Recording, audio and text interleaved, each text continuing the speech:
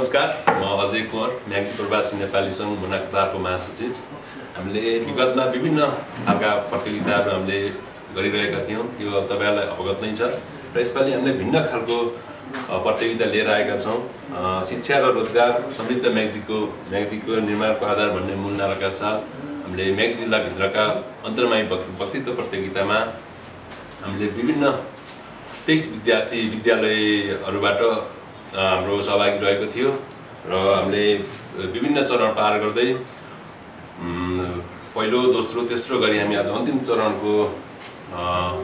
चरणको कार्यक्रममा छौँ र हामीले पहिलो चरणदेखि हामीले 12 जना विद्यार्थीलाई दोस्रो चरणमा लगेका थियौँ र दोस्रो चरणदेखि तेस्रो चरणका लागि 10 जना विद्यार्थीहरू हामीले लगेका थियौँ र 10 जनाबाट हामी अन्तिम चरण तथा फाइनल को लागि 5 जना विद्यार्थी छनौट गरेका छौँ। अन्तिम 5 मा पढ्न सफल हुनुभएको छ प्रकाश माविबाट सृजना कटवाल, दोस्रो बेनी सामुदायिक माविबाट सुमित्रा पौडेल, त्यसै गरी जामुना खर्क माविबाट विनिता सुवेदी, त्यसै गरी न्यू स्पेनबाट प्रज्वल मल्ल र फेरि पनि न्यू स्पेनबाटै शिल्पिका ऋषि 5 जना प्रतियोगिता अन्तिम चरणमा प्रवेश गरेका छन्। उहाँलाई धेरै धेरै बधाई दिन चाहन्छु। आजको प्रतियोगिता विद्यार्थी भाइ बहिनीहरूले शैक्षिक स्तर वृद्धिका लागि स्थानीय तहको भूमिका के हुन सक्छ, शिक्षालाई समय सापेक्ष बनाउन सरकारले गर्नुपर्ने न्यूनतम कार्यहरू के हुन सक्छ, साथै परम्परागत शिक्षाका विकल्प के भन्ने सन्दर्भमा विद्यार्थी भाइ बहिनी आफ्नो कुराहरू प्रस्तुति गर्नुपर्ने हुन्छ। यस कार्यक्रमलाई औपचारिक रूपमा म अगाडि बढाउन चाहन्छु र म कार्यक्रममा आसन ग्रहणलाई जोड्दै आजको सभापतिको भूमिकामा आसन गरिदिनु हुन म्याग्दी प्रवासी नेपाली सङ्घ मुना कतारका संरक्षक तथा मुना आइसीका महासचिव विक्रम कार्कीज्यूलाई म सभापतिको भूमिकामा आसन गरिदिनु हुन हार्दिक अनुरोध गर्दछु। ग्रान्ड फिनाले प्रोग्राममा पाल्ने यहाँलाई हार्दिक स्वागत गर्दछु र कार्यक्रमलाई अगाडि बढाउन अनुरोध गर्दछु। त्यसै गरी प्रमुख अतिथिको भूमिकामा आसन ग्रहण गरिदिनु हुन मुना आइसीका अध्यक्ष ओमनारायण जुगजालीज्यूलाई म हार्दिक अनुरोध गर्दछु। त्यसै गरी विशिष्ट अतिथिका लागि आसन ग्रहण गरिदिनु हुन मुना आइसीका प्रमुख सल्लाहकार श्री चक्रबहादुर थापाज्यूलाई पनि म हार्दिक अनुरोध गर्दछु। अतिथिकै आसन ग्रहण क्रममा मुना आइसीका वरिष्ठ उपाध्यक्ष श्री भीम ऊर्जाज्यूलाई पनि म हार्दिक अनुरोध गर्दछु। त्यसै गरी अतिथिकै आसन ग्रहण क्रममा मुना आइसीका उपाध्यक्ष सूर्य भट्टज्यूलाई पनि म हार्दिक अनुरोध गर्दछु। अतिथिकै आसन ग्रहण क्रममा मध्यपूर्व सहसंयोजक सुबोध बरुवालज्यूलाई पनि म आसन ग्रहण गरिदिनु हुन म हार्दिक अनुरोध गर्दछु। आसन ग्रहणकै क्रममा निर्णायक मण्डल सदस्य श्री हरि सुवेदीज्यूलाई पनि आफ्नो आसन ग्रहण गरिदिनु हुन म हार्दिक अनुरोध गर्दछु। त्यसै गरी निर्णायक मण्डल सदस्य श्री घनश्याम खड्काज्यूलाई पनि आफ्नो आसन ग्रहण गरिदिनु हुन म हार्दिक अनुरोध गर्दछु। र विभिन्न स्कुलबाट पाल्नुभएका शिक्षकज्यूहरू, विभिन्न विद्यार्थी भाइ बहिनीहरूलाई पनि आफ्नो यथार्थ आसन ग्रहण गरिदिनु हुन म हार्दिक अनुरोध गर्दछु। र आसन ग्रहणकै क्रमलाई एकछिन त्यही थाती राख्दै म पूर्ण कार्यक्रम अगाडि बढाउन चाहन्छु र आजको कार्यक्रममा अगाडि बढाउन केही शब्द राखिदिनु हुन म हरि सुवेदीजी निर्णायक मण्डलबाट हरि सुवेदीज्यूलाई म हार्दिक अनुरोध गर्दछु। धन्यवाद। कार्यक्रम सञ्चालक यो मुना कतारका महासचिव अजय कुँवरजीलाई यस प्रवासी म्याग्दी दृष्टि समृद्ध म्याग्दी दृष्टि भन्ने मूल नाराका साथ म्याग्दी प्रवासी नेपाली सङ्घ राष्ट्रिय कार्यकारी समिति मुना कतारबाट सञ्चालित शिक्षा र रोजगार समृद्ध म्याग्दी निर्माणका आधार भन्ने मूल नाराका साथ आयोजित म्याग्दी जिल्लाभित्रका मावि स्तरीय वक्तृत्व प्रतियोगिता 2078 को चौथो कार्यक्रमका चाहिँ सभानायकज्यू, मञ्चमा आसीन प्रमुख अतिथिज्यूहरू, विशिष्ट अतिथिज्यू, विभिन्न समितिमा रहेर काम गर्नुहुने भएका यहाँ मञ्चमा आसन्न अतिथिज्यूहरू, विद्यालयका बाट पाल्नुभएका शिक्षक मित्रहरू, यस प्रतियोगितामा भाग लिन आउनुभएका विद्यार्थी भाइ बहिनीहरू र मसँग सँगै काम गर्ने सहकर्मी निर्णायक समितिका मित्र घनश्यामजी लगायत यहाँ उपस्थित सम्पूर्ण महानुभावहरूमा म हार्दिक नमन व्यक्त गर्न चाहन्छु। र वास्तवमा हामीले यो जुन मुनाकता जुन छ प्रवासमा रहेर पनि एउटा म्याग्दीको समृद्धि, म्याग्दीको विकास र म्याग्दीमा शिक्षाको ज्योतिलाई अगाडि बढाउनको लागि र यहाँका एउटा भविष्यका भावी कणादार जुन विद्यार्थीहरू छन् तिनीहरूको क्षमता पहिचान गर्नको लागि जुन कार्यक्रम सञ्चालन गरिरहेको छ र यसले पक्कै पनि भोलिको समयमा हाम्रो म्याग्दी जिल्लाका हुनहार जुन विद्वत भाइ बहिनीहरू छन् र उहाँको पहिचान, उहाँको भूमिका र भोलि जिल्लालाई एउटा नेतृत्व गर्न सक्ने एउटा क्षमताको विकास शैलीमा एउटा कोसेढुङ्गा साबित गर्दैछ भन्ने मैले एउटा सोचाइ राखिरहेको छु। र वास्तवमा यो वक्तृत्व कला भनेको नै भाषण कला हो। भाषण कला भनेको नै भोलि एउटा समाजलाई नेतृत्व प्रदान गर्ने, एउटा गाउँलाई नेतृत्व प्रदान गर्ने, एउटा देशलाई नेतृत्व प्रदान गर्ने, एउटा जिल्लालाई नेतृत्व प्रदान गर्ने एउटा क्षमताको विकास होस् र हाम्रो विद्यार्थीहरू, हाम्रो अहिलेका विद्यार्थीहरू भोलिका चाहिँ एउटा कणादार बन्नेछन् र तिनीहरूले पक्कै पनि भोलिको अवस्थामा देशलाई चाहिँ एउटा देश मात्र नभएर हाम्रो म्याग्दी जिल्लालाई समेत एउटा विभिन्न राष्ट्रिय र अन्तर्राष्ट्रिय जगतमा पहिचान गराउन सफल हुनेछन् भन्ने अभिप्रायले यो कार्यक्रम आयोजना गरिएको छ। मेरो अहिलेसम्म हामी चौथो चरणमा आइपुग्दासम्म हिजो 23 जना विद्यार्थीहरू मध्येबाट छान्दै 13-14वटा विद्यालयका विद्यार्थी भाइबहिनीहरू हुन्थ्यो र त्यसबाट छानिँदै उहाँहरू चाहिँ अहिले आइपुग्नु भएको छ। र अहिलेको जुन वक्ताहरू हुनुहुन्छ उहाँहरू चाहिँ एकदमै सबै वक्ताहरू चाहिँ एकदमै उत्कृष्ट हुनुहुन्छ। सायद निर्णायक मण्डललाई नै अप्ठ्यारो पर्छ होला कि कसलाई अगाडि ल्याउने, कसलाई पछाडि लैजाने, तर कुनै पनि युद्धको मैदानमा गइसकेपछि सानो कुराले पनि ठेस लाग्न सक्छ, सानो कुराले पनि पछाडि पर्न सकिन्छ।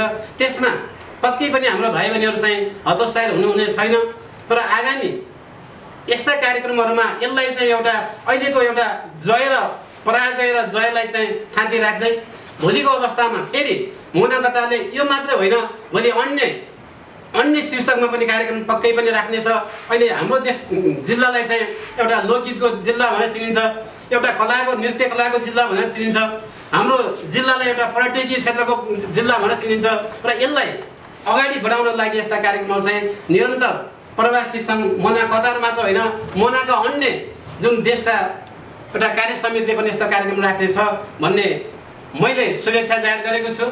र यहाँ चाहिँ हुनसक्छ अहिले वास्तवमा यो निर्णय आउन सक्छ कसैले भन्ने क्रममा चाहिँ होइन फलानु राम्रो थियो, त्यो आउनु पर्थ्यो, अर्को राम्रो थिएन, त्यो नआउनु पर्थ्यो भन्ने हुनसक्छ।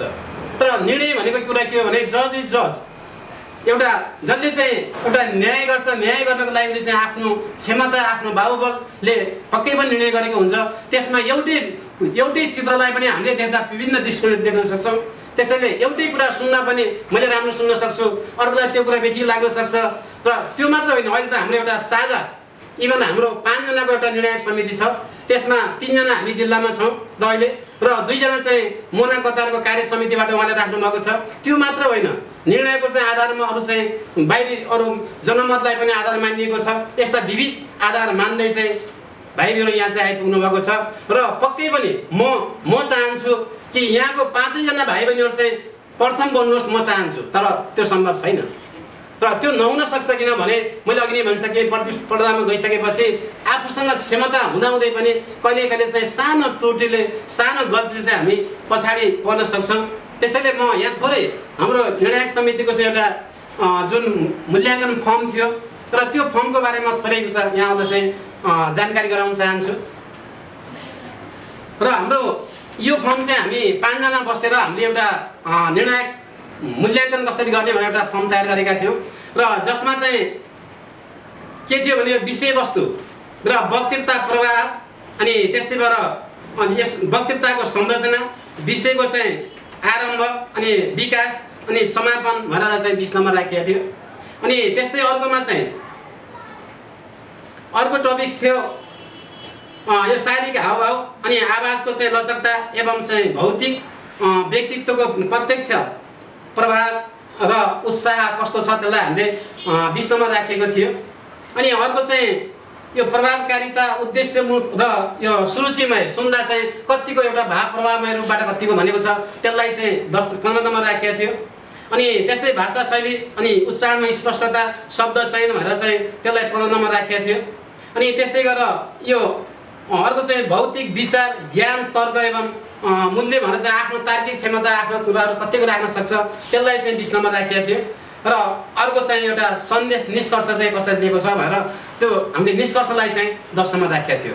मलाई जहाँसम्म लाग्छ अहिलेसम्म मैले अनुभव गरेको निष्कर्षलाई त्यति धेरै भाइ बहिनीले चाहिँ वास्तवमा त्यति जोड दिनुभएको थिएन र उहाँले चाहिँ सुरुवात कसरी गर्ने अन्त्य कसरी गर्ने बीचको कुरा कसरी राख्ने अनि यहाँ चाहिँ हरेक टपिकसँग टपिक्स जोडिएर आएको छ त्यसलाई चाहिँ कसरी स्पष्ट पार्ने भन्ने कुरा चाहिँ त्यति धेरै क्लियर चाहिँ मलाई थियो जस्तो लागेको छैन। हुनसक्छ मेरो आफ्नो कमजोरी पनि हुनसक्छ र त्यो भएर यसलाई चाहिँ एउटा स्पष्ट पार्दै आफ्नो कुरा चाहिँ राख्नु हुनेछ भन्दै पुनः यहाँहरू सम्पूर्ण भाइ बहिनीहरू सम्पूर्ण उपस्थित चाहिँ महानुभावजीहरूलाई विजयादशमी 2078 को चाहिँ हार्दिक मङ्गलमय शुभकामना व्यक्त गर्दै र भावी जीवनमा पनि हाम्रो यो चाहिँ न्याग जिल्लाका गहना हुँदा यी गहनाहरू भोलिको अवस्थामा पनि एउटा उदाउँदो सूर्य जस्तै भएर पक्कै पनि जिल्ला होइन राष्ट्रिय र अन्तर्राष्ट्रिय स्तरमा चम्कनेछन् भन्ने शुभेच्छा जाहेर गर्दै म जान अनजानमा कुनै कमी कमजोरी त्रुटि भएमा स्वयं त्यसको चाहिँ माफी माग्दै म अन्त्यमा आफ्ना 2 शब्द यही अन्त्य गर्छु। हस्त जय मोनाकता। धन्यवाद हरि सुवेदीज्यूलाई विगतका चरणमा भएका र निर्णयको बारेमा आफ्नो राय राखिदिनु भयो। त्यसै गरी म कति पनि ढिला नगरी म आफ्नो विद्यार्थीहरूको प्रस्तुतितिर म लागेँ र पहिलो प्रस्तुतिका लागि प्रकाश मावि विद्यालयबाट सृजना कटुवाललाई आफ्नो प्रस्तुति राखिदिनु हुन म हार्दिक अनुरोध गर्दछु। वैज्ञानिक अनुसन्धान विज्ञान प्रविधि र मानव संसाधनको विकास वैकल्पिक गुणस्तरीय शिक्षा समृद्ध राष्ट्र निर्माणको निकास। नमस्कार। आदरणीय यस वक्तृत्व कला कार्यक्रमका सभापतिज्यू, प्रमुख अतिथि, विशिष्ट अतिथि, निर्णायक मण्डल,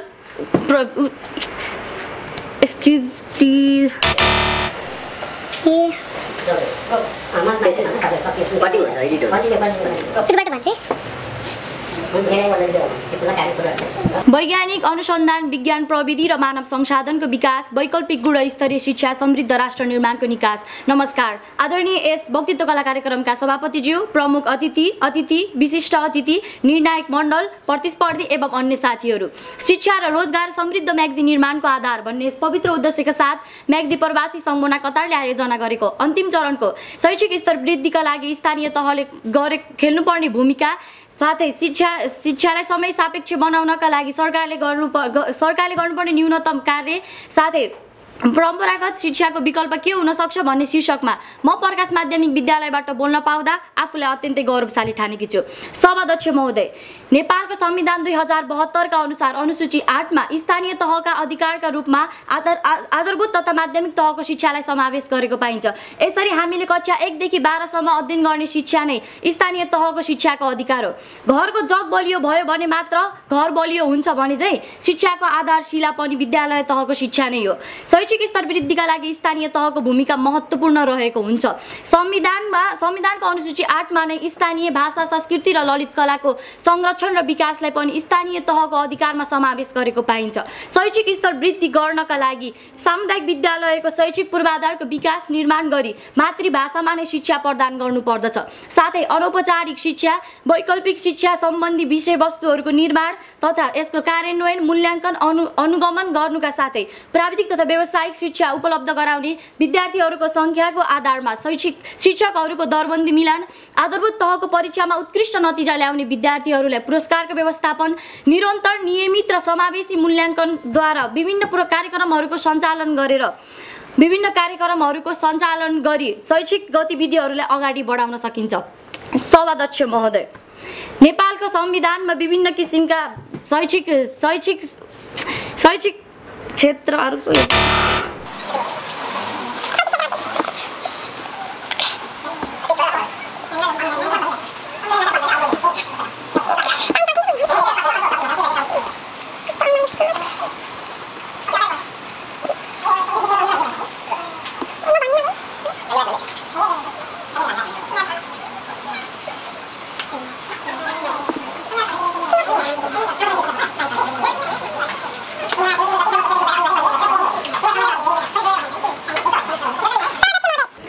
शिक्षालाई समय सापेक्ष बनाउनका लागि सरकारले गर्नुपर्ने न्यूनतम कार्यलाई सीमित बुँदामा कैद गरेर राख्न सकिँदैन।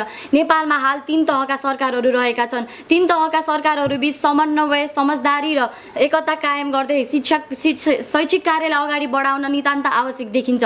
नेपालको संविधानको अनुसूची 5 मा नै सङ्घीय सरकारका शिक्षाका अधिकार तथा कार्यहरूमा केन्द्रीय विश्वविद्यालय, केन्द्रीय स्तरका प्रज्ञा प्रतिष्ठान, विश्वविद्यालय मापदण्ड, केन्द्रीय पुस्तकालयसँग सम्बन्धित छन् भने संविधानकै अनुसूची 6 मा प्रदेश स्तरका विश्वविद्यालय, उच्च शिक्षा पुस्तकालय तथा पुस्तकालय, सङ्ग्रहालय साथै भाषा, लिपि, संस्कृति तथा विभिन्न किसिमका धर्महरूको संरक्षण र प्रयोगसँग सम्बन्धित अधिकार तथा कार्यहरू रहेका छन्। त्यस्तै नेपालको संविधानको अनुसूची 9 मा सङ्घ, प्रदेश र स्थानीय तहका साझा अधिकार शिक्षा, खेलकुद तथा पत्र पत्रिकाहरू रहेका छन् भने साझा अधिकारभित्र वैज्ञानिक अनुसन्धान, विज्ञान प्रविधि र मानव संसाधनका स्रोतहरूलाई समावेश गरिएको छ। सभाध्यक्ष महोदय, एक हातले ताली बज्न सक्दैन भने झै क्यान्सर रोगले पीडित भएको शिक्षालाई पनि समय सापेक्ष बनाउनका लागि सरकारवालाहरूले दिमागमा इमानदारी, मस्तिष्कमा समझदारी र काँधमा जिम्मेवारीको वहन गर्दै शिक्षालाई प्रविधि मैत्री, प्रतिस्पर्धी, उत्पादनमूलक र रोजगारीमूलक बनाउन नितान्त आवश्यक छ। सभाध्यक्ष महोदय, परम्परागत शिक्षाको विकल्प के हुन सक्छ त? चलिरहेको शिक्षामा नै नयाँ प्रविधिहरूको प्रयोग गरेर दूर तथा खुल्ला शिक्षाको व्यवस्था गर्ने, प्राविधिक तथा व्यावसायिक शिक्षा हस्तान्तरण गर्ने साथै विभिन्न सूचना तथा सञ्चार प्रविधिको प्रयोग गरेर शिक्षालाई अगाडि बढाउनु नै परम्परागत शिक्षाको विकल्प हुन सक्दछ। परम्परागत शिक्षाले व्यक्ति तथा समाज र राष्ट्रलाई आवश्यक पर्न सक्ने उत्कृष्ट जनशक्तिको उत्पादन गर्न नसक्नु साथै शिक्षामा नागरिकहरूको पहुँच पुग्न नसक्नु जस्ता विभिन्न कारणले गर्दा मानिसलाई माम र दामसँग जोड्दै समाजमा शिक्षालाई उत्पादनमुखी मानिसको जीवन निर्वाह गर्न सक्ने र वैज्ञानिक तरिकाबाट शिक्षालाई हस्तान्तरण गर्नु नै परम्परागत शिक्षाको विकल्प हुन सक्छ। सभाध्यक्ष महोदय, शिक्षालाई सिपलाई श्रमसँग, श्रमलाई उत्पादनसँग, उत्पादनलाई सन्तुष्टिसँग र सन्तुष्टिलाई मानिसको समृद्धिसँग जोड्दै शिक्षालाई सृजनशील, दक्ष र प्रतिस्पर्धी साथै नवपरिवर्तनका सहित मानव संसाधनलाई विकास गर्नु नै परम्परागत शिक्षाको विकल्प हुन सक्छ। सभाध्यक्ष महोदय, नेपालको माटो र बालीनालीलाई सुहाउँदो खालको परिवेशमा आधारित विभिन्न व्यावसायिक कार्यकुशलताहरूलाई अभिवृद्धि गर्दै शिक्षालाई विभिन्न अगाडि बढाउनु पर्दछ भन्दै मेरो भनाइ अन्त्य। धन्यवाद प्रकाश माविकी बहिनी सिर्जना कटुवालज्यूलाई आफ्नो प्रस्तुति दिएर गइसक्नु भएको छ र म दोस्रो प्रस्तुतिका लागि बेनी सामुदायिक माध्यमिक विद्यालयबाट सुमिता पौडेलज्यूलाई म आफ्नो प्रस्तुति राखिदिनु हुन म हार्दिक अनुरोध गर्दछु। सूर्य जस्तै चम्कने आधार नै हो शिक्षा विधि, अहिले युगलाई चिनाउने आधार नै त हो नि अहिलेको प्रविधि, समय सापेक्ष शिक्षा नै हो मार्ग जोड्ने सेतु, स्थानीय तह र सरकारले पनि राख्नुपर्छ हैत हेतु, स्थानीय तह र सरकारले पनि राख्नुपर्छ हैत हेतु। धन्यवाद कार्यक्रम सञ्चालकज्यू, आदरणीय यस कार्यक्रमका सभाध्यक्ष महोदय, प्रमुख अतिथि, विशिष्ट अतिथि, निष्पक्ष निर्णायक मण्डल तथा यहाँ उपस्थित सम्पूर्णमा म बेनी सामुदायिक माध्यमिक विद्यालयदेखि सुमित्रा बडेको तर्फबाट न्यानो अभिवादन व्यक्त गर्न चाहन्छु। स्वीकार्नुहोस् विद्याङ्गत नमस्कार। म्याग्दी प्रवासी मुना कतारले आयोजना गरेको यस वक्तृत्व कला प्रतियोगिताको अन्तिम चरणको अत्यन्तै सान्दर्भिक शीर्षक शैक्षिक स्तर वृद्धिका लागि स्थानीय तहको भूमिकाहरू के हुन सक्छ, शिक्षालाई समय सापेक्ष बनाउन सरकारले गर्नुपर्ने न्यूनतम कार्यहरू के हुन् र परम्परागत शिक्षाको विकल्पहरूका रूपमा के रहेका छन् भन्ने बारेमा केही दमदार तर्कहरू हजुरहरू माझमा प्रस्तुत गर्ने अनुमति चाहन्छु। महोदय, हावाले शीतलता, फूलले सुवास, हिमालले स्वर्गीय आनन्द दिलाए शिक्षाले व्यक्तिलाई मान र प्रतिष्ठा दिलाउने गर्छ। धेरै मेहनत र बलिदानपछि प्राप्त भएको नेपालको संविधानमा समेत भाग 3 धारा 31 मा केही शिक्षा सम्बन्धी हकहरू सुनिश्चित गरिएको पाइन्छ र त्यस्तै गरी यस्तो सुनिश्चित गरिएको पाए पनि यहाँको विडम्बना तुलनात्मक रूपमा हेर्ने हो भने महोदय काठमाडौँका विद्यालय र यहाँ मनाङ मुगु जस्ता विद्यालयको शिक्षा एकाकार गर्ने हो भने यसलाई तुलनाका रूपमा हेर्ने हो भने के यो तुलनात्मक हुन सक्छ त? अवश्य पनि सक्दैन, किनभने उनीहरूको केही शैक्षिक स्तर अलि बढी नै रहेको छ। यदि हामीले स्थानीय सरकारले हरेक क्षेत्रमा शिक्षाको स्तर वृद्धि गर्नु छ भने यहाँ पहिलो प्रथम त औपचारिक मात्र नभई अनौपचारिक शिक्षामा जोड दिनुपर्छ। गरिब तथा जेहेन्दार विद्यार्थीले छात्रवृत्ति प्रदान गर्नुपर्छ। बिचरा त्यो पढ्ने इच्छा हुँदा हुँदै पनि होटलमा भाँडा माझ्न परेको बालकलाई समेत यहाँले आएर निःशुल्क शिक्षा प्रदान गरिनुपर्छ। केवल शिक्षालाई खासो चासो नदिने सामुदायिक विद्यालयहरूमा निरन्तर सुपरिवेक्षण गरिन आवश्यक छ र कडा नीति नियम र दीर्घकालीन अवस्थाको शिक्षा सिर्जना गरी स्थानीय तहले यो कुराहरूमा सुनिश्चित गर्ने हो भने अवश्य पनि हाम्रा विद्यार्थीहरू अकबरी शून्य परिवर्तन हुन सक्छन् भन्ने कुरामा कसैको दुई मत छैन होला।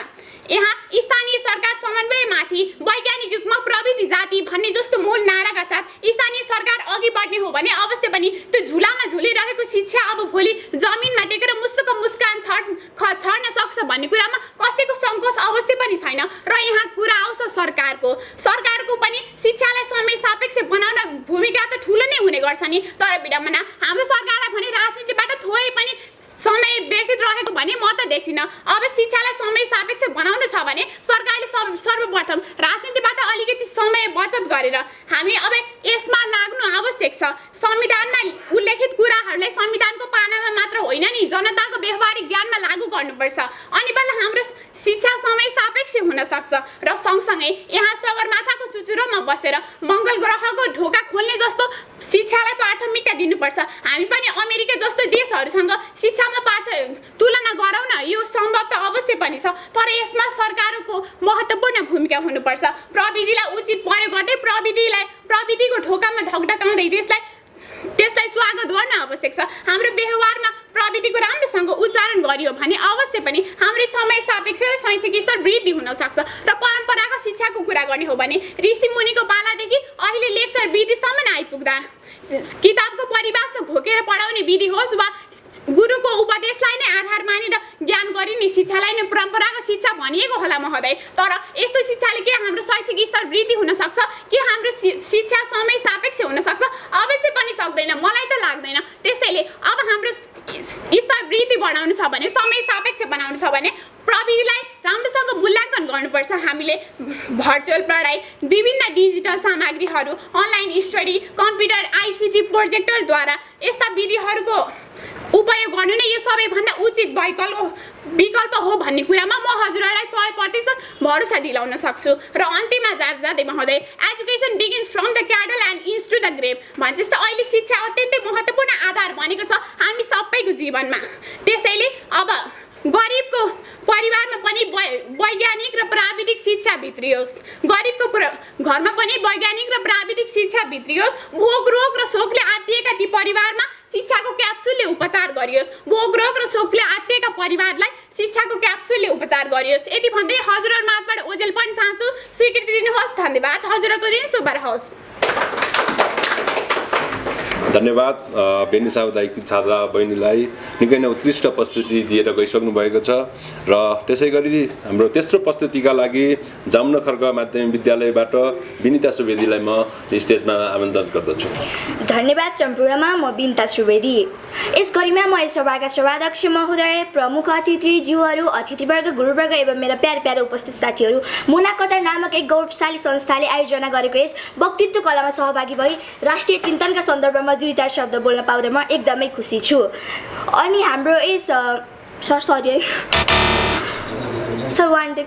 म विषयमा गएन त्यो सरी।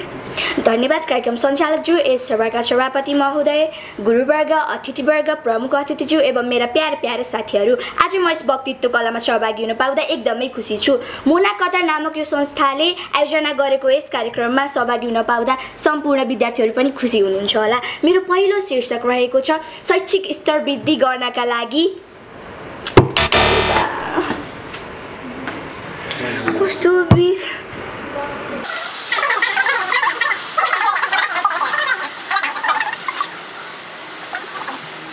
धन्यवाद कार्यक्रम सञ्चालकज्यू, यस सभाका सभापति, निष्पक्ष निर्णायक मण्डल, गुरुवर्ग, अतिथिवर्ग एवं मेरो प्यारा साथीहरू, आज म यस वक्तित्व कलामा सहभागी हुन पाउँदा एकदमै खुसी छु। अब म विलम्ब नगरी आफ्नो वक्तित्वको शीर्षकतर्फ बढ्न चाहे। मेरो वक्तित्वको शीर्षक रहेको छ स्थानीय तह। यो भाषामा मैले टपिकै बिर्सिन्छु। टपिक के हो त्यो भन्दिनु।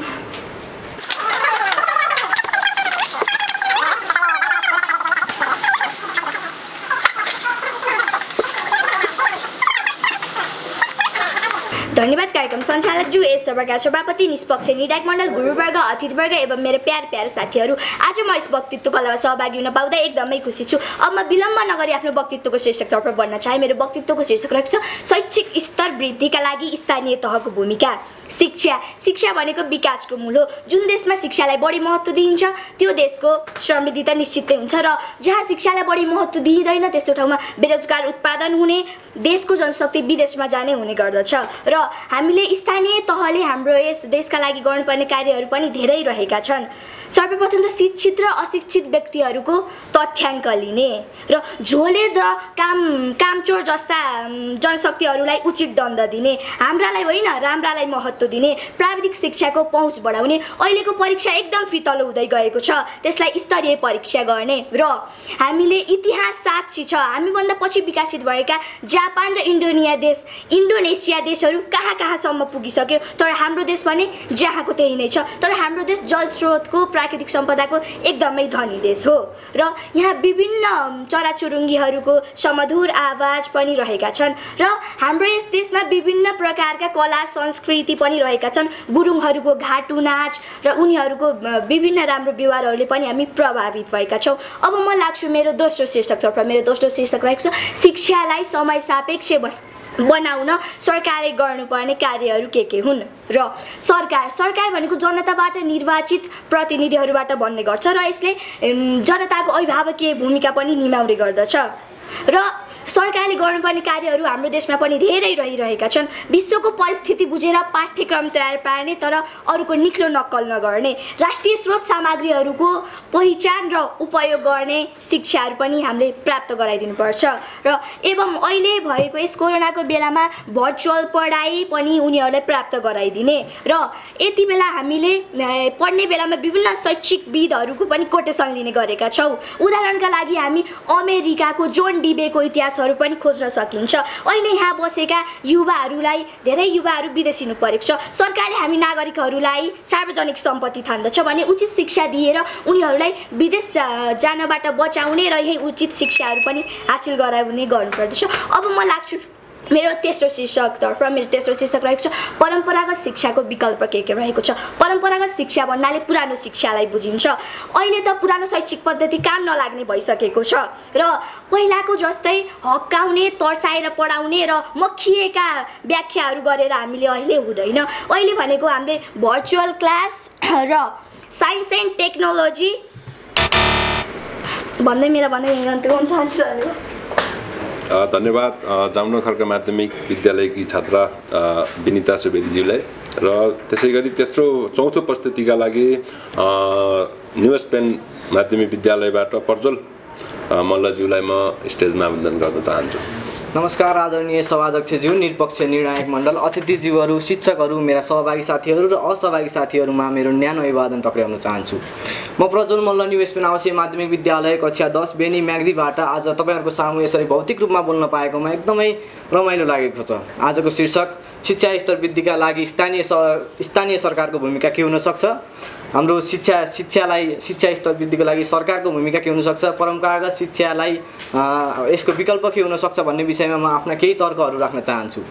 घोक्यो गयो लेख्यो आयो हरेक दिन हुन्छ त्यही, घोक्यो गयो लेख्यो आयो हरेक दिन हुन्छ त्यही, अङ्क आयो प्रथम भयो बुझेको छैन केही। सायद यस्तै नै भएको छ हाम्रो विद्यार्थीहरूको हालत। 1901 देखि सुरु भएको हाम्रो शिक्षा क्षेत्र आजसम्म डगमगाउँदै चल्दै आएको छ। हाम्रो शिक्षा व्यवस्थापन एकदमै अचम्मको छ। यहाँ विद्यार्थीलाई के कुरामा रुचि छ, कुन क्षेत्रमा जानु छ मतलब हुँदैन। तपाईँ जन्मिनुभयो, अब 13 वर्ष 8वटै विषयमा रटिनुहोस् अनि राम्रो अङ्क ल्याउनुहोस्। यहाँ यस्तो किसिमको व्यवस्थापनले शिक्षा चलि नै रहेको छ महोदय। हाम्रै विद्यालयबाट निस्किएका कति गणितका महाविद्वानहरू अङ्ग्रेजीमा फेल भएर त्यसै बस्नु परेको छ। यहाँ चरालाई पौडी खेलाइन्छ, यहाँ माछालाई रुख चढाइन्छ अनि हात्तीलाई उडाउनु खोजेर हेरेर भनिन्छ छ्या कस्तो त्यति पनि नजानेको। यस्तो व्यवस्था अब चल्दैन महोदय। यहाँ हाम्रा देशबाट निस्किएका कति धेरै हुनहार जनशक्तिहरू विदेशमा गएर आफ्नो पसिना खनाउन बाध्य हुनुभएको छ। हाम्रो देशमा राम्रै अङ्क ल्याउनेलाई पनि राम्रो जागिरको व्यवस्थापन छैन। यहाँ 20-30 हजारको जागिरको लागि 7-8 हजारजनाको लाइन हुन्छ। बिचरा कतिले त्यो लाइन देखेर नै आँस मारिदिन्छन्। जुन उमेरमा आफ्नो क्षेत्रमा कदम चालिसक्नुपर्ने हो त्यो उमेरमा बल्ल विद्यार्थी आफ्नो विषय रोज्दै हुन्छ र त्यो गर्न नपाउँदै उसलाई आफ्नो घरायसी समस्या र सामाजिक तनावले उसलाई कि त पढाइको माटोमा धकेलिदिन्छ या त पढाइको आँगनमा। यसरी चलिरहेको मेरो देशको शिक्षा कति बेटिक्ने हो मलाई केही पनि थाहा छैन। यहाँको शिक्षा निकै नै व्यवहारिक पनि छैन। यहाँ विज्ञानमा 95 ल्याउने विद्यार्थी आफ्नो घरमा गएर बिजुलीको चिम फेर्न सक्दैन भने यो शिक्षा के का लागि महोदय? यसरी चलिरहेको मेरो शिक्षा अब यसरी नै चलिराख्यो भने हाम्रो देशको भविष्य निकै नै अन्धकार देख्छु म। हाम्रो देशमा पर्यटकीय स्थलहरू र पर्यटकीय क्षेत्रमा पनि एकदमै विकास हुन जरुरी छ। शिक्षाले यसलाई त्यति ध्यान नदिएको अवस्था छ। हाम्रो म्याग्दीकै कुरा गर्ने हो भने यहाँ 5वटा गाउँपालिका र एउटा नगरपालिका छ। यहाँ शिक्षालाई वृद्धि गर्नुपर्ने एकदमै जरुरी देख्छु म। यहाँको साक्षरता दर 96% भए पनि पढाइ लेखाइले मात्र शिक्षा वृद्धि हुन सक्दैन महोदय। शिक्षा वृद्धि गर्नको लागि खेलकुद, वक्तित्व कला, चित्रकला यस्ता टन्नै कुराहरू पर्ने गर्छन्। तर विडम्बना हाम्रो म्याग्दीका कति धेरै विद्यालयहरूले यस्ता बाहिरी क्रियाकलापहरूलाई ध्यान नदिएको अवस्था पनि छ। यसो गर्नु एकदमै गलत हो। स्थानीय सरकारले विभिन्न विद्यालयहरूलाई बाहिरी क्रियाकलापका सामग्री र पढाइ लेखाइका सामग्रीहरू उपलब्ध गर्न मद्दत गर्नुपर्छ। शिक्षकहरूलाई पनि त्यही अनुसार तालिम प्रदान गरिराख्नुपर्छ। जेहेन्दार तथा मेहनती विद्यार्थीहरूलाई छात्रवृत्तिको अवसर पनि प्रदान गरिराख्नुपर्छ। यसो गर्यो भने हाम्रो शिक्षा स्तर एकदमै राम्रोसँग वृद्धि हुनेछ। हाम्रो शिक्षा प्रणाली पहिलेभन्दा धेरै फेरिएको देख्छु म। राम्रो बनाउँछु भन्दा भन्दै बिचमा गएर अड्किए जस्तो लाग्छ मलाई। 10मा हुने एसएलसी अहिले 12मा सरेको छ। पहिला अङ्क र प्रतिशतको हिसाबले चल्ने परीक्षाफल अहिले ग्रेडमा सरेको छ। हो, म यसलाई नराम्रो भन्दिनँ। ग्रेड व्यवस्था पश्चिमी राष्ट्रहरूदेखि लिएको एकदमै राम्रो व्यवस्था हो। 90 ल्याएर 100 ल्याएँ भन्न पाएपछि कसलाई नमन पर्ला र? तर हाम्रो देशको शिक्षा व्यवस्था जुन छ त्यो साँच्चै हेर्ने हो भने हाम्रो रोजगार अवसरको व्यवस्था जुन छ त्यसलाई हेर्ने हो भने यहाँ ग्रेड त्यति उपयुक्त देख्दिनँ म। पहिला एसएलसीमा कसको विद्यालयले कति अङ्क ल्याएर टप गर्ने भनेर जुन उमङ्ग, जुन प्रतिस्पर्धी भाव देखिन्थ्यो त्यो अहिले हराइसकेको छ महोदय। पहिला 96%, 97% आउँथ्यो, अहिले A+ आउँछ र त्यो A+ देशमा हजारौँ अङ्क आउँछ। अनि यही आएर हाम्रो रोजगार अवसरहरूको समस्या देखिन जान्छ। हाम्रो देशका कति धेरै बुद्धिमान दिमागहरू खाडीमा तातिरहेका छन्। हाम्रा देशका 101 खेलाडीहरू पहिला अरूको देशमा गएर पसिना बगाउन बाध्य छन्। यदि सरकारले यो समस्या रोक्न चाहन्छ र साँच्चै देशको विकास चाहन्छ भने सरकारले विभिन्न व्यक्तिहरूका उनीहरूका आफ्नो कलालाई हेरेर मलजल गरेर उज्जवल बनाउने व्यवस्था गर्नुपर्छ। हाम्रा शिक्षक र विद्यार्थीहरू बिचको सम्बन्ध पनि कुनै नोकर मालिक जस्तो हुनु हुँदैन। यहाँ शिक्षकहरूले पनि यो कुरा बुझ्नुपर्छ कि पढाइको उल्टो खेलाइ पक्कै पनि होइन। तपाईले यदि कुनै विद्यार्थीलाई बगैँचामा खेलिरहेको देख्नुभयो भने त्यसलाई कान समातेर ल्याएर किताब हेर भन्नुभन्दा त्यही बगैँचाको बारेमा उसलाई गएर ज्ञान दिनुस्। त यति समय पढ्लास् अनि खेल्न जालास् भन्ने खालको बानी पनि एकदमै नराम्रो छ हाम्रो। यसो गर्नाले विद्यार्थीले किताबभन्दा बढी घडी हेर्न थाल्दछ र यसरी हामीले शिक्षा चलाउँदै गयो भने देशको भविष्य एकदमै अन्धकार हुनेछ। हामीले अब सैद्धान्तिक शिक्षा मात्र नभएर व्यवहारिक शिक्षालाई पनि प्रयोग गर्नुपर्छ। विद्यार्थीहरूलाई व्यवहारिक शिक्षाहरू प्रवादिक शिक्षाहरू प्रदान गरिराख्नुपर्छ। हामीले यसरी पुरानो पारम्परिक शिक्षालाई त्यागेर अब व्यवहारिक प्रभावकारी शिक्षालाई अघि बढायौँ र उल्लेखित सबै कार्यहरू सम्पन्न गरेर हाम्रो शिक्षालाई अघि बढायौँ भने हाम्रा विद्यार्थीहरू अब घोकेर होइन सिकेर र बुझेर उत्तीर्ण हुनेछन् भन्दै म यहाँबाट बिदा हुन चाहन्छु। धन्यवाद। धन्यवाद पर्जल मल्ल न्यू स्पेन आवासीय माध्यमिक विद्यालयबाट आफ्नो उत्कृष्ट प्रस्तुति दिएर गइसक्नु भएको छ र अन्तिम प्रस्तुति तथा 5औं प्रस्तुतिका लागि फेरि पनि न्यू स्पेन आवासीय माध्यमिक विद्यालयबाटै शिल्पिका चिसीलाई म स्टेजमा आमन्त्रण गर्न चाहन्छु। शिक्षा ज्ञानको ज्योति हो पाउनुपर्छ लिन, शिक्षा ज्ञानको ज्योति हो पाउनुपर्छ लिन, शिक्षालाई चासो दिँदै सबजनाले सुन, शिक्षालाई चासो दिँदै सबजनाले सुन। धन्यवाद छ कार्यक्रम सञ्चालकज्यू। आदरणीय यस कार्यक्रमका सदस्य महोदय, प्रमुख अतिथि, विशिष्ट अतिथि, निष्पक्ष निर्णायक मण्डल, प्रतिस्पर्धी तथा अप्रतिस्पर्धी मित्रहरू तथा सम्पूर्णमा म शिल्पिका चिसीको तर्फबाट स्वीकार्नुहोस् विनम्र नमस्कार। म कक्षा 8 मा अध्ययनरत छात्र न्यू स्पेन आवासीय माध्यमिक विद्यालयदेखि पहिलो चरणदेखि अन्तिम चरण अथवा चौथो चरणसम्म पुग्नका लागि मद्दत गर्नुभएको सम्पूर्णलाई मेरो हृदयदेखि धन्यवाद दिन चाहन्छु। मोना कतारद्वारा आयोजित यस वक्तित्व कला प्रतियोगिता अन्तिम चरणको प्रतियोगिताको शीर्षक रहेको छ शैक्षिक क्षेत्रलाई वृद्धि गर्नका लागि स्थानीय तहको भूमिका के रहन्छ र शिक्षालाई समय सापेक्ष गराउनका लागि सरकारले गर्नुपर्ने न्यूनतम कार्यहरू के छन् र परम्परागत शिक्षाको कल्पना के छ म आफ्नो भनाइ राख्नमा सदस्य महोदयको अनुमति चाहन्छु। आदरणीय सदस्य महोदय, शिक्षा एक अद्भुत कला हो। शिक्षा प्राप्त भएमा हाम्रो जीवन छुट्टै परिवर्तन हुन्छ। शिक्षाले गर्दा हाम्रो मान सम्मान इज्जत ज्ञान प्राप्त गर्न सकिन्छ। यति मात्र नभएर अझै भनौँ भने शिक्षाले हाम्रो अन्तर्निहित लुकेको क्षमतालाई बाहिर निकाल्नमा मद्दत गर्छ। त्यसैले शिक्षाको वृद्धि हुनु उत्तिकै जरुरी छ। मान्छेको विकास पनि शिक्षाले हुन्छ। मान्छेको विकास मात्र नभएर भौतिक विकास पनि शिक्षाले विकास गर्ने गरेको हुन्छ। त्यसैले शिक्षालाई वृद्धि गर्नु जरुरी छ। त्यसैले स्थानीय सरकारले पनि शिक्षालाई छुट्टै राखेर विभिन्न नियम तथा नियम तथा नीतिहरू अपनाउनु पर्नेछ। सेवा क्षेत्रमा रहेका सेवा सीमान्तकृत र गरिब र अपाङ्ग विद्यार्थीहरूलाई छात्रवृत्ति प्रदान गर्ने, हरेक विद्यालयमा कम्प्युटर ल्याब, विज्ञान प्रयोगशाला र लाइब्रेरी व्यवस्था गर्ने र जस्ता कामहरू गर्नुपर्छ। त्यसैले आदरणीय सदस्य महोदय, शिक्षाले हाम्रो जीवन ठुलो भूमिका निर्वाह गर्छ, हाम्रो जीवनलाई विकास गर्छ, हाम्रो जीवनलाई परिवर्तन गर्छ। त्यसैले शिक्षा प्राप्त गर्नु उत्तिकै जरुरी छ। शिक्षालाई समय सापेक्ष गराउनका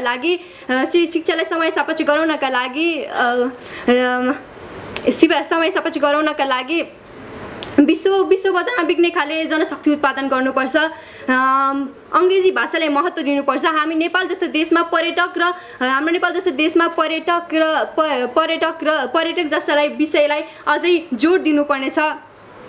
संस्कारयुक्त शिक्षाको सुरुवात, सिकाइको सुरुवात, मोबाइल लर्निङको सुरुवात, टोल शिक्षा समिति सङ्गठन गर्ने, शिक्षा सबैको पहुँचमा रहोस्। निजी तथा सरकारी विद्यालय दुवै विद्यालयमा अङ्ग्रेजी माध्यमबाट पढाइ होस् भन्न चाहन्छु। आदरणीय सभासद महोदय, हामी बालक भनेका भविष्य निर्माता हौँ, भविष्यका खम्बा हौँ। यदि हामीले शिक्षा पाएन भने के को भविष्य, के को देश विकास, कहाँबाट हुन्छ देश विकास? अहिलेसम्म पनि कति गाउँठाउँतिर त स्कुल पनि बनेका छैनन्, विद्यालय पनि बनेका छैनन्। त्यहाँ रहेका बालबालिकाहरूले दिनरात गोथालो गरेर बस्छन् होला। के अब तिनीहरूले पढ्नै नपाउने हुन् त? त्यस्ता ठाउँहरूमा गएर निःशुल्क विद्यालय आयोजना गरी अङ्ग्रेजी माध्यमबाट पढाउने। त्यहाँका हरेक व्यक्तिहरूलाई यो थाहा होस् कि हामी विद्यार्थी भनेका कमाउन होइन, पढ्नका लागि वृद्धि भएका हौँ भनेर। आदरणीय सभासद महोदय, नेपालको सन्दर्भमा 19औं शताब्दीतिर शिक्षा प्राप्त गर्नका लागि, शिक्षा लिनका लागि घरमा बसेर वा गुरुकुलमा गएर लिने गरिन्थ्यो भने समय परिवर्तन सँगसँगै शिक्षामा पनि ठुलो परिवर्तन आएको छ। ठुलो परिवर्तन हुँदै पनि केही कुरा भने छुटेकै छ। हाम्रो नेपालको शैक्षिक क्षेत्र घोकन्ते छ। घोकेर वा सम्झेर होइन कि व्यवहारिक रूपमा व्यवहारमा लागू हुने गरी हुनुपर्ने मेरो भनाइ राख्दछु। परम्परागत शैक्षिकको सट्टामा आधुनिक शिक्षा हुनुपर्छ भन्नेमा म जोड दिन चाहन्छु। त्यसैले विश्व बजारमा बिक्ने गरी जनशक्ति निर्माण हुनुपर्नेछ र सबै विद्यालयहरूमा computer lab, science lab, library सबै प्रदान हुनुपर्नेछ र हरेक विद्यार्थीहरूले पढाइको महत्त्व जान्नुपर्नेछ।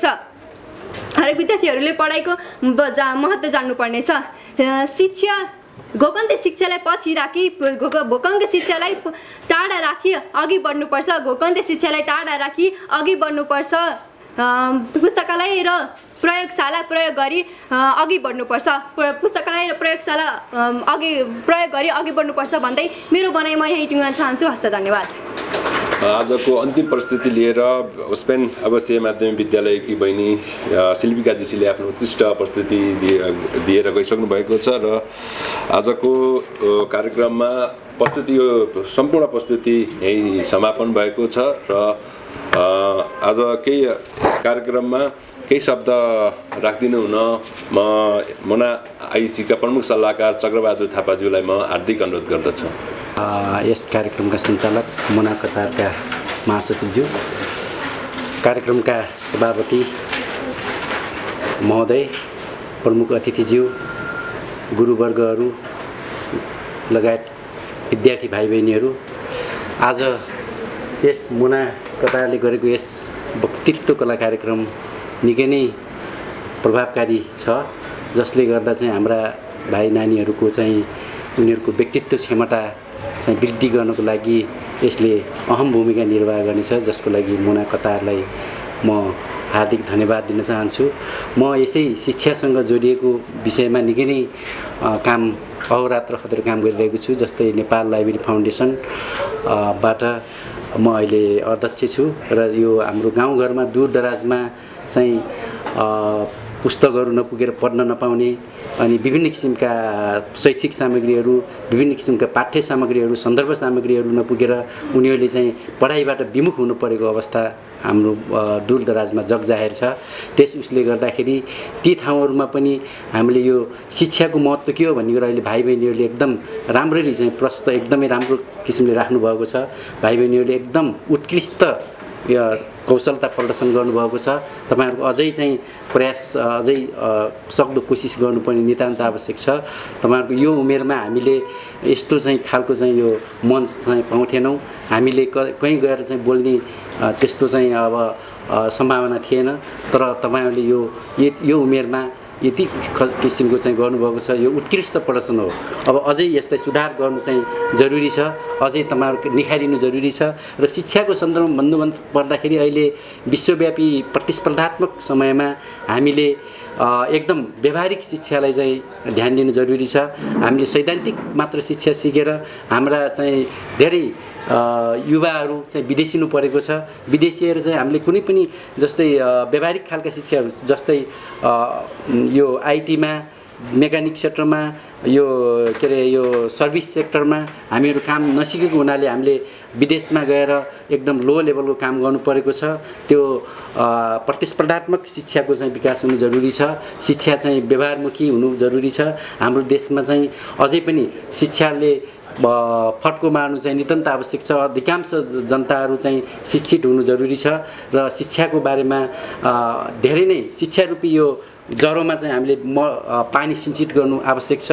त्यसैले हामीले अहिले विभिन्न ठाउँमा जस्तै कारागारमा पनि विभिन्न किसिमका चाहिँ अनुशासनहीनताले गर्दाखेरि उनीहरू क्षणिक उसले आवेशले गर्दाखेरि कारागारमा चाहिँ उनीहरू जेलमा गइरहेका भएका हुन्छन्। उनी त्यहाँ चाहिँ हामीले लाइब्रेरी स्थापना गर्ने पुस्तकालय स्थापना जसले गर्दाखेरि उनीहरूले त्यहाँ शिक्षा पाउन् एकदम सकारात्मक खालको सोच उत्पन्न होस् र जसले गर्दा उनीहरू निस्केर आउँदाखेरि समाजमा केही देन दिन सक्ने हुन् भन्ने हेतुले हामीले कारागारमा पनि हामीले चाहिँ यो पठन संस्कृतिको विकासको लागि हामीले चाहिँ लाइब्रेरी स्थापना गर्नको लागि पहल गरिरहेका छौँ। त्यस्तै हस्पिटल सेक्टरमा पनि कतिपय बिरामीहरू चाहिँ निको हुने खालको हुन्छ, कतिपय बिरामीहरू कुर्न जाने खालको हुन्छ हैन। उनीहरूले सबै मोबाइलमा मात्रै गेमहरू खेलेर समय बिताइरहेको हुन्छ। त्यहाँ पनि पठन संस्कृति विकासको लागि हामीले चाहिँ हस्पिटलमा पनि लाइब्रेरीको स्थापनाको लागि हामीले अहिले पहल गर्दैछौँ। त्यस्तै हाम्रो देशबाट विदेश गएका नेपालीहरूको जुन सन्ततिहरू छन् हामीसँग भावनात्मक रिलेसनबाट उनीहरू टाढा हुँदैछन्, नेपालीपनबाट टाढा हुँदैछन्। त्यस कारणले हामीले विदेशमा पनि नेपाली शिक्षाको चाहिँ यो शैक्षिक नेपालीपनको नेपाली संस्कृतिको नेपाली पहिचानको त्यसलाई चाहिँ कायमै राख्नुको लागि विदेशमा गएका भाइ बच्ची नानीहरूलाई पनि यो दोस्रो जेनेरेसन हाम्रो यो के अरे नेपाली कल्चरबाट निकै नै टाढा हुँदैछ। उनीहरूलाई चाहिँ कायमै राख्नुको लागि हामीले विदेशमा पनि नेपाली र उनीहरूलाई पाठ्य सामग्री उत्पादन प्राप्त गराउने र उनीहरूलाई चाहिँ ई लाइब्रेरीको व्यवस्था गरेर विभिन्न किसिमका पठन सामग्रीहरू उपलब्ध गराउने हामीले जमर्को गरेका छौँ। त्यसैले अब हामीले यो शिक्षाको क्षेत्रमा अति नै धेरै नै काम गर्नुपर्ने आवश्यकता छ। यहाँ धेरै नै भाइ बहिनीहरूले एकदमै राम्रो कुरा राख्नुभएको छ। हाम्रो सरले एकदमै राम्रो कुरा राखेर जानुभएको छ। यो चाहिँ एकदमै यो हाम्रो मोनाले समग्र मोना आइसी मोना कतारले चाहिँ अहिले यो एकदमै राम्रो सुरुवात गरेको छ। यसलाई अरू एनइसीहरूले पनि यसलाई चाहिँ फलो गर्नुपर्ने आवश्यकता छ। जसले गर्दाखेरि हाम्रो म्याग्दी जिल्लामा चाहिँ भएको यो पर्यटन क्षेत्रमा कृषि क्षेत्रमा विविध क्षेत्रमा हामीले चाहिँ यसको सम्भावना उजागर गरेर हाम्रो जिल्लाको विकासको लागि के गर्न सकिन्छ त्यो गर्नको लागि हामीले चाहिँ अथक प्रयास गर्नुपर्ने नितान्त आवश्यक छ। जसको लागि शिक्षाको जरुरी छ। शिक्षाको बारेमा जति भने पनि कमै हुन्छ। यहाँहरूले सबैलाई चाहिँ मलाई यो आज यसमा चाहिँ बोल्ने अवसर दिनुभयो, धन्यवाद भन्दै म मेरो भनाइ टुङ्ग्याउँछु। धन्यवाद। धन्यवाद चक्रबहादुर थापाज्यूलाई आफ्नो मन्तव्य राखेर जानुभयो। मन्तव्यकै क्रममा आजको यस कार्यक्रमका प्रमुख अतिथि तथा मोनाआइसीका अध्यक्ष ओमनारायण जुग्जालीज्यूलाई आफ्नो मन्तव्य राखिदिनमा हार्दिक अनुरोध गर्दछु। धन्यवाद। म त मोना कटारको महासचिवज्यूलाई आजको यस मोना कटारद्वारा आयोजित यस कार्यक्रमका सभापति अध्यक्षज्यू,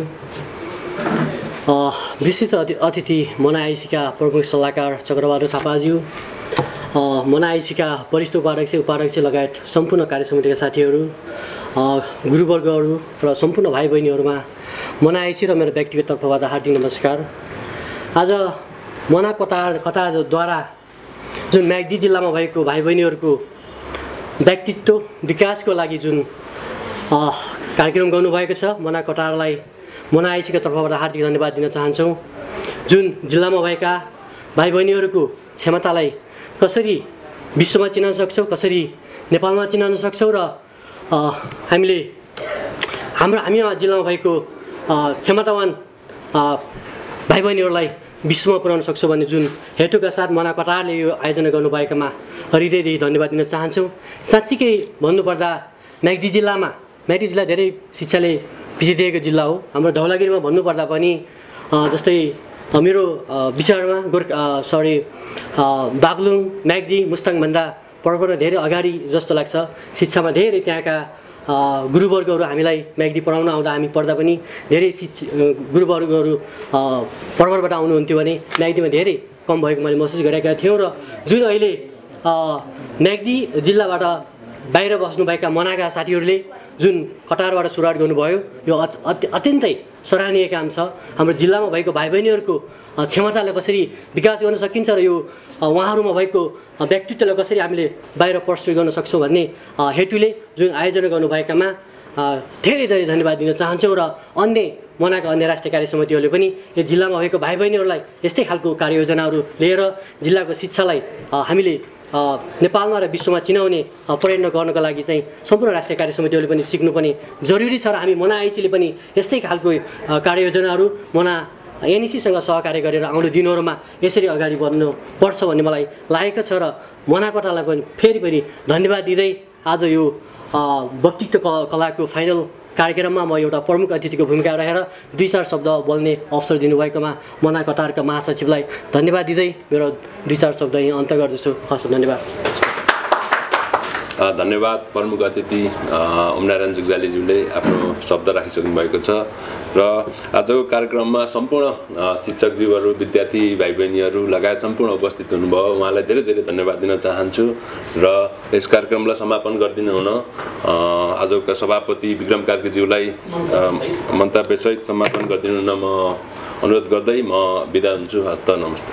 धन्यवाद मना कतारका महासचिव, आजको यस वक्तित्व कला प्रतियोगिताका कार्यक्रम सञ्चालकज्यू र आजको यस वक्तित्व कला कार्यक्रममा प्रमुख अतिथिको रूपमा उपस्थित हुने मना आइसीका अध्यक्षज्यू, विशिष्ट अतिथिज्यू र मना आइसीका विभिन्न पदाधिकारीमा रहनुभएका सम्पूर्ण अतिथिज्यूहरू र शिक्षक गुरुवर्गहरू, निर्णायक मण्डलका मेरो मित्रहरू र प्यारा विद्यार्थी भाइ बहिनीहरू, यहाँहरू सम्पूर्णमा मेरो व्यक्तिगत तर्फबाट र मना कतारको तर्फबाट, आयोजकको तर्फबाट, निर्णायकको तर्फबाट र सबैको प्यारो संस्था मना आइसी र सम्पूर्ण प्रवासी म्याग्दीहरूको तर्फबाट यहाँहरू सम्पूर्णलाई सादर नमस्कार टक्राउन चाहन्छु। सर्वप्रथम हामीले यो बिचमा कुराकानी हुँदै गर्दा म कतारमै रहँदा एउटा म्याग्दीमा फरक खालको कार्यक्रम राख्नुपर्छ भनेर मना कतारका साथीहरूले एउटा नयाँ खालको अवधारणा लिएर आउनु भएको छ। यस कार्यक्रमको अवधारणा ल्याउने भने सम्पूर्ण मना कतारको टिमलाई म विशेष धन्यवाद तथा आभार व्यक्त गर्न चाहन्छु। र आगामी दिनमा पनि यो वक्तित्व कलाको कार्यक्रम कन्टिन्यू हुने कुरा म यहाँहरू सम्पूर्ण शिक्षक र विद्यार्थी भाइ बहिनीलाई अनुरोध गर्दै तपाईहरूले जति पनि स्कुलबाट चाहिँ हाम्रो यस कार्यक्रममा आफ्ना विद्यार्थी भाइ बहिनीहरूलाई सहभागिता गराइनुभयो, सम्पूर्ण विद्यार्थी भाइ बहिनीहरू, स्कुल गुरुवर्गहरू, अभिभावकहरू, यहाँहरू सम्पूर्णलाई म विशेष धन्यवाद तथा आभार टक्राउन चाहन्छु। विशेष त यो कोरोनाले गर्दाखेरि धेरै विद्यार्थी भाइ बहिनीहरू घरमै बसेर अनलाइन पढेको बेलामा विद्यार्थी भाइ बहिनीहरूको शैक्षिक स्तरलाई केही मात्रामा भए पनि हामीले चाहिँ यिनीहरूको स्तर उकास्न सकिन्छ र यो खालको एउटा कार्यक्रम लिएर जाउँ भनेर हामीले लिएर आएका छौँ। र यो कन्टिन्यू रहने कुरा मैले यहाँलाई जानकारी गराइरहेको छु। र विभिन्न 14 स्कुलबाट 23 विद्यार्थीहरूले चाहिँ सहभागिता जनाउनु भएको थियो र हामीले यो पहिलो चरण 23 जना विद्यार्थीलाई हामीले उहाँहरूकै भर्चुअल माध्यमबाट हामीले चाहिँ लिएर अनि युट्युबमा राखेर त्यसलाई चाहिँ हामीले युट्युबका क्रिया प्रतिक्रियासहित हामीले चाहिँ 5 जना जजहरू हुनुहुन्छ। 3 जना यही म्याग्दी जिल्लाको प्रतिष्ठित व्यक्तिहरू जो चाहिँ साहित्य र विभिन्न शैक्षिक क्षेत्र र उसमा चाहिँ योगदान पुर्याउनु भएको सरहरू हुनुहुन्छ र 2 जना हामी मुना कतारबाटै चाहिँ यसको चाहिँ निर्णायक मण्डलमा रहेर हामीले चाहिँ यसलाई यो कार्यक्रमलाई अगाडि बढाइरहेका छौँ। 23 जनाबाट दोस्रो चरणमा 12 र तेस्रोमा हामीले टप 10 र टप 10 बाट हामीले फाइनल राउन्डमा चाहिँ हाम्रो 5 जना विद्यार्थी भाइ बहिनीलाई आज मोना आइसीको यस कार्यालयमा प्रत्यक्ष रूपमा यो रेकर्डिङ तथा यो कार्यक्रममा बोलाएर हामीले आज यो कार्यक्रम सम्पन्न गरिएको छ। यस कार्यक्रममा उपस्थित हुने सम्पूर्ण लाई म पुनः धन्यवाद दिन चाहन्छु र सम्पूर्ण मिडिया पार्टनरहरू, पत्रकार मित्रहरू सबैलाई म विशेष आभार व्यक्त गर्न चाहन्छु र यस कार्यक्रमलाई चाहिँ हामीलाई चाहिँ यो पुरस्कार पनि दिनुभएको छ। जस्तै प्रायोजकहरू दिनुभएको छ। सम्पूर्ण प्रायोजकहरूलाई पनि म विशेष धन्यवाद दिन चाहन्छु र विशेष त यो कार्यक्रमसम्म यहाँसम्म ल्याउँदा निर्णायक मण्डलहरूको पनि मुख्य भूमिका छ। म यहाँहरूलाई आयोजकको तर्फबाट सम्पूर्ण निर्णायक मण्डलज्यूहरूलाई पनि धेरै धेरै धन्यवाद दिन चाहन्छु र आगामी यस प्रतियोगितामा पनि यहाँले निष्पक्ष र यहाँले देखेको कुराहरूलाई चाहिँ आफ्नो प्रस्तुति दिनुहुनेछ भन्ने मलाई लागेको छ र सम्पूर्णलाई म धेरै धेरै धन्यवाद दिँदै आगामी दिनमा अरू यस्ता कार्यक्रम हुन्छन् र अन्य राष्ट्रिय कार्य समितिले पनि यस्ता कार्यक्रमलाई चाहिँ अझै थप गर्दै जाउन्, नयाँ नयाँ कार्यक्रम गर्दै जाउन्। लाइब्रेरीमा हाम्रो मोना आइसीका संरक्षक लाइब्रेरीको अध्यक्ष पनि हुनुहुन्छ। यस्ता कार्यक्रमहरू केही छन् भने तपाईँहरूले राष्ट्रिय समितिकालाई चाहिँ एउटा फरक त्यो दिनुभयो भने उहाँहरूले आफ्नो खालको फरक खालको पनि गर्न सक्नुहुन्छ। हामी सहकार्य गरेर पनि काम गर्न सक्छौँ। मोना आइसी लगायत सम्पूर्ण मोना एनइसीहरूले यसलाई हामीले चाहिँ गर्नेछौँ र यो मूलतः यो शिक्षा, रोजगार, समृद्धि, म्याग्दी निर्माणको आधार भन्ने मूल नाराका साथ यो कार्यक्रमलाई चाहिँ सञ्चालन गरिएको थियो। यो कार्यक्रम पहिलो कार्यक्रम भएको हुनाले हामीलाई केही यसमा चाहिँ थोरै बाधा अडचनहरू पनि भए। हामीले यसका भुलचुकलाई हामीले सुधारेर अर्को कार्यक्रममा अझै व्यवस्थित र भव्य रूपमा चाहिँ कार्यक्रम गराउने यहाँहरूलाई प्रतिबद्धता व्यक्त गर्दै म पुनः यहाँहरू सम्पूर्णलाई धन्यवाद ज्ञापन गर्दै प्रमुख अतिथिज्यूहरू, उपस्थित सम्पूर्ण पत्रकार मित्रहरू, गुरुवर्गहरू, निर्णायक मण्डलहरू, विद्यार्थी भाइ बहिनीहरू यहाँहरूप्रति हार्दिक धन्यवाद तथा आभार व्यक्त गर्दै आजको यस कार्यक्रम समापन भएको घोषणा गर्दछु। धन्यवाद, नमस्कार, जय मोना।